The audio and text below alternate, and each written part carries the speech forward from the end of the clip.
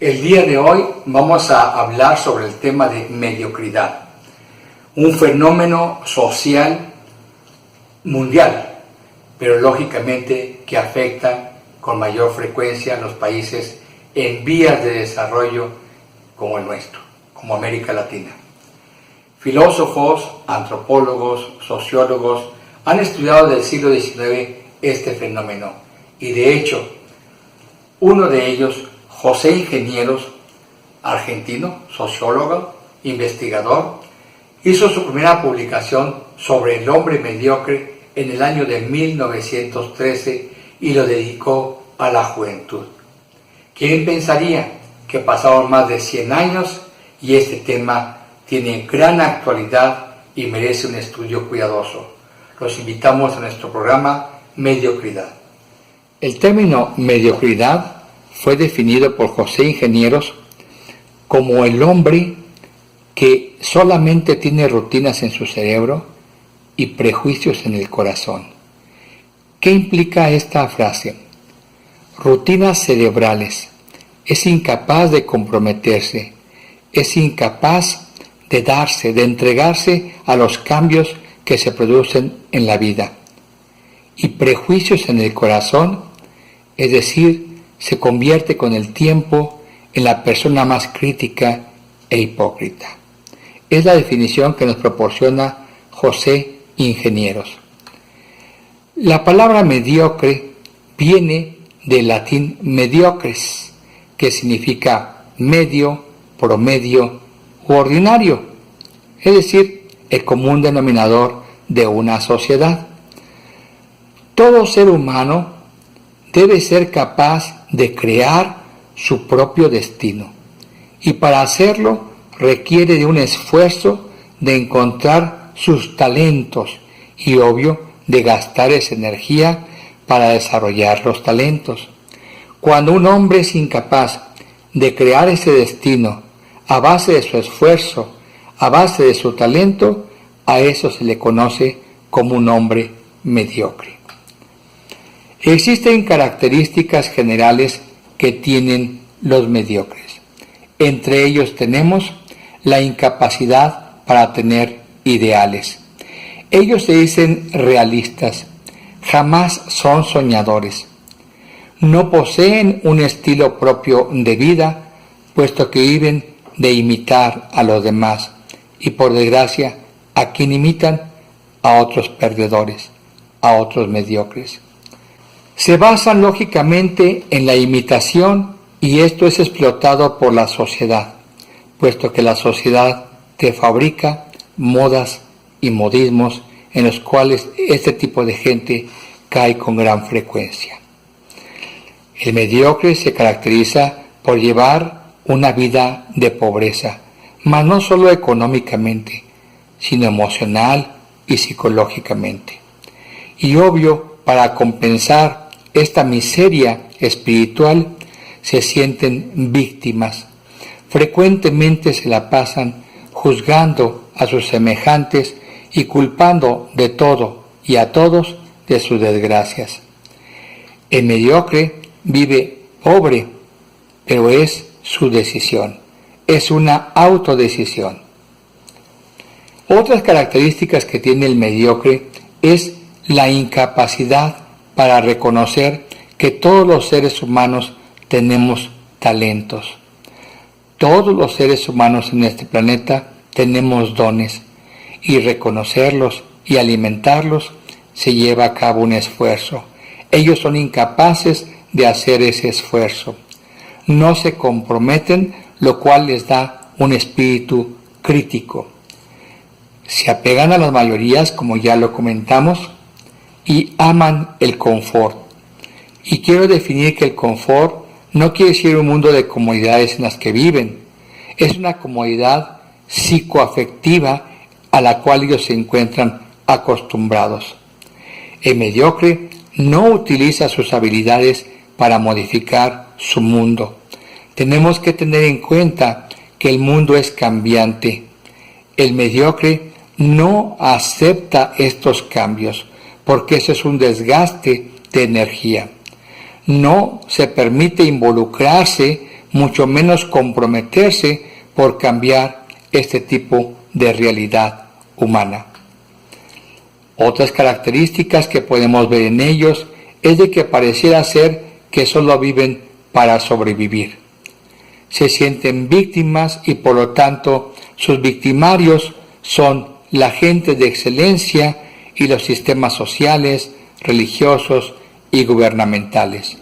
Y creen que por ello se les debe brindar por obligación ayuda. La mediocridad paraliza su cuerpo, su mente y su espíritu, pero a su vez se convierten en los mejores predicadores de este tipo de vida. Tú los vas a encontrar constantemente haciendo alarde de la situación de vida que llevan. Y no solamente a eso, sino que vas a encontrarlos como los mejores consejeros de la apatía, los mejores consejeros negativos, inhibiéndote a que aquella persona que quiere cambiar le invitan a claudicar de sus esfuerzos. ¿Para qué te esfuerzas? Mira lo que está pasando en el mundo. Mira los sistemas políticos. Mira los sistemas gubernamentales. Es el desánimo, es la negatividad andando. Rara vez se involucran en proyectos sociales que los puedan comprometer, que puedan hacer que ellos luchen por sus ideales. La mediocridad se inicia desde la infancia. Quiero hacer énfasis aquí.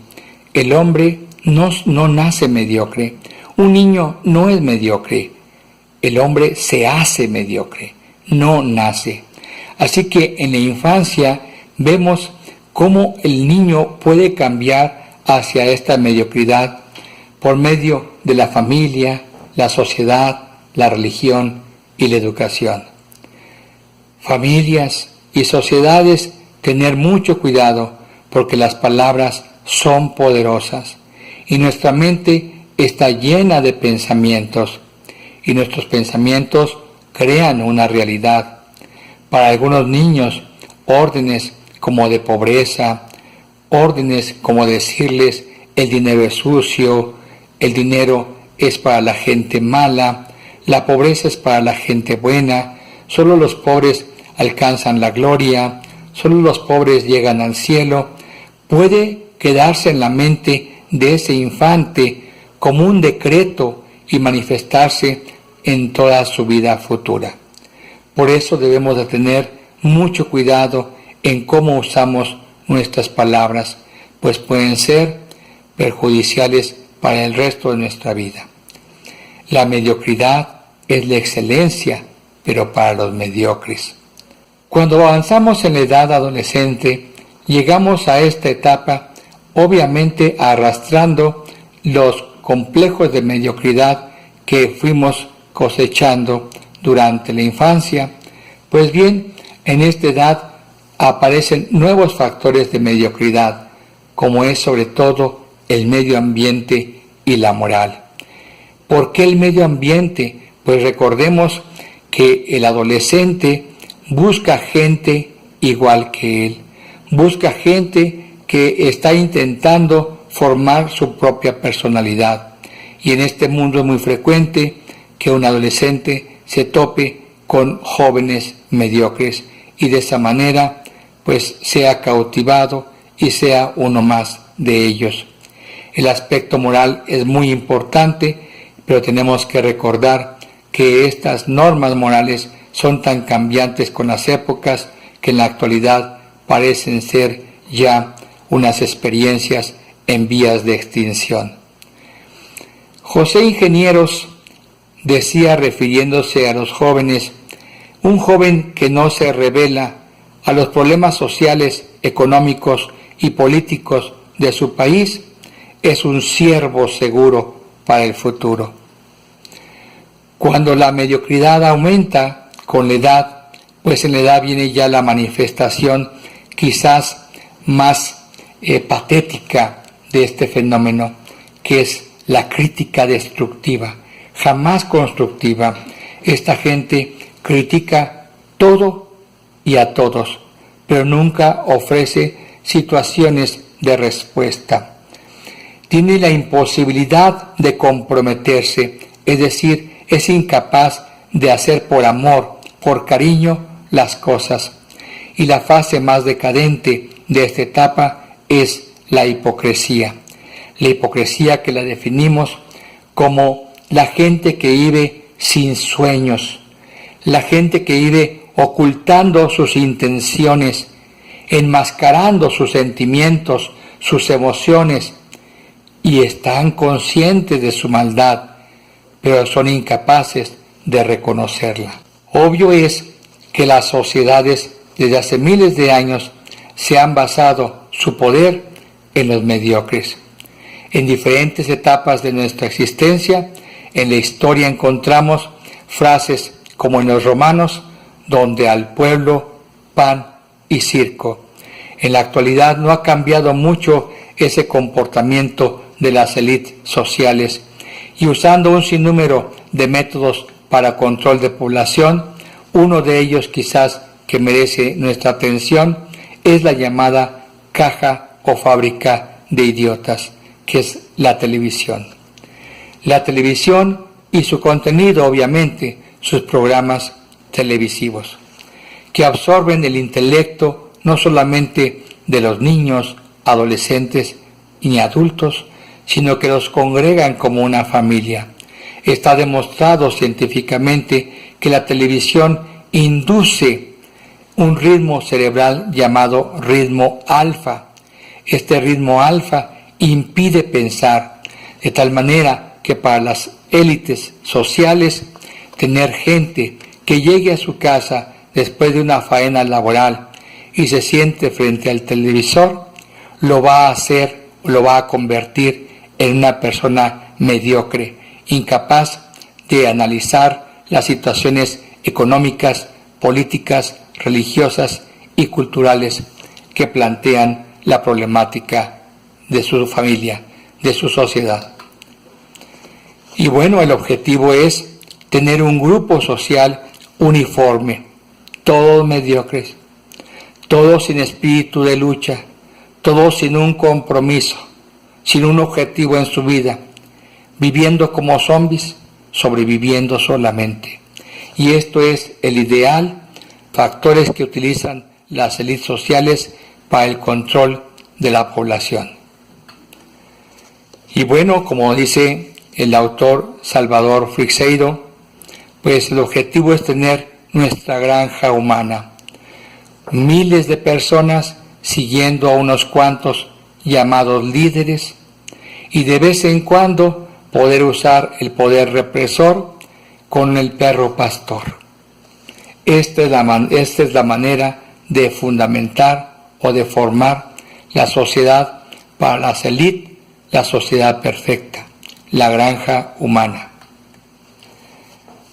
Tenemos que recordar estas palabras que existen desde tiempos antes de Cristo, donde te dicen que ninguna sociedad requiere de gente inteligente, de gente con excelencia. Las sociedades en las élites funcionan más con mediocres. No importando eso, yo te invito a que seas un ser inteligente, a que seas un ser excelente, a que te comprometas con tu vida, a que fabriques tu propio destino y no seas un imitador más.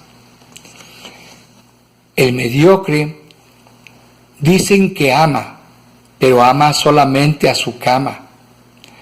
Ama y descansa de día para poder dormir de noche. Sueña y sueña mucho, pero es incapaz de luchar por sus sueños. Parecería ser que el mediocre o la mediocridad es un fenómeno puramente conductual, pero no es así. Los estudios más recientes en neurociencias nos han demostrado que tenemos 3 porciones cerebrales. La porción en rojo, llamada cerebro reptiliano, que es la más antigua en nuestra evolución. Una porción media, que ven en color amarillo, que es el sistema límbico, el cerebro de las emociones. y uno más exterior o superficial en color azul llamado la corteza nueva o el cerebro nuevo. Sin embargo, ¿cuál de ellos es más antiguo? Pues nuestro cerebro reptiliano. Y en el cerebro reptiliano radica este fenómeno de mediocridad, porque nuestro cerebro reptiliano siempre va a reaccionar de acuerdo a la ley del mínimo esfuerzo. ¿En qué consiste esta ley? En que nuestro sistema nervioso central, cuando hay varias opciones, siempre va a escoger aquella con la que gaste menos energía. ¿Pero por qué hace esto? Lo hace porque las funciones del sistema reptiliano son la reproducción y el estrés adaptativo. Si vemos la nutrición de nuestro sistema nervioso central, se basa en dos productos, la glucosa y el oxígeno. Y esos dos nutrientes también son los que más se consumen en el estrés adaptativo como en las relaciones sexuales. Así que nuestro sistema nervioso reptiliano siempre va a utilizar la ley del mínimo esfuerzo para conservar el estrés adaptativo y nuestra reproducción. Pese a ello, debemos de tratar de controlar nuestro sistema reptiliano. ¿Cómo? Dominando nuestro sistema nervioso cortical, la neocorteza o cerebro nuevo, y manejando nuestras emociones. Esto nos llevará a la excelencia, y para llegar a ello necesitamos asumir retos y compromisos, involucrarnos en nuestro desarrollo, buscar nuestros talentos y con esfuerzo desarrollarlos para ser personas únicas, para ser creadores y no destructores. Y para ello tenemos que aprender a respetar y admirar a todas aquellas personas que se encuentren en el proceso de excelencia o la hayan ya alcanzado. Tú eres capaz de crear tu destino. Esfuérzate y comprométete. El estado de excelencia te llevará a transitar por un estado de conciencia y de disciplina. Y estos dos factores, conciencia y disciplina, te van a permitir dominar tu sistema reptiliano. Recuerda que la diferencia entre un mediocre y un hombre de excelencia estriba en el control que se tenga del cerebro reptiliano. La vida es única e irrepetible. Vívela, comprométete. El mundo es cambiante y debes ser parte de ese cambio. Sueña y sueña en grande. Sueña, pero siempre lucha por tus sueños.